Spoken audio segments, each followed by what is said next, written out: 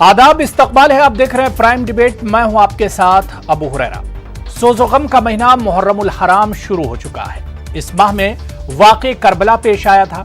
Karbala के मैदान में इमाम हुसैन अलैहिस्सलाम ने एक अजीम मकसद और एक अजीम तरीन नस्बुल ऐन के लिए शहादत को गले से लगाया। इमाम हुसैन के पेश नज़र सिर्फ खुशनूदी खुदा, बक़ाए दीन, हिफाजत शरीयत और तहफ़्फ़ुज़ इंसानियत थी। बज़ाहिर आपकी शमए हयात बुझ गई, लेकिन करबला वालों के मुक़द्दस लहू ने जहाने बशरियत को इरफान की मंजिल का पता बताया, तहजीब और अखलाकी इक़दार को बचा लिया, शराफत को मौत के घाट उतरने से बचा लिया, जुल्म और सितम के सामने क़याम करने की हिम्मत दी, हक और बातिल के सामने हद फासिल कायम की।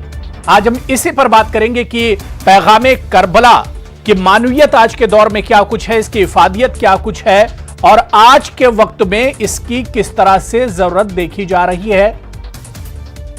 क्योंकि बहुत से वाक़ये दुनिया में हुए हैं और वो कहीं ना कहीं वो वाक़ये एक तरह से भुला दिए गए, लेकिन 1400 बरस के बाद भी वाक़ये करबला जूं का तूं एक तरह से याद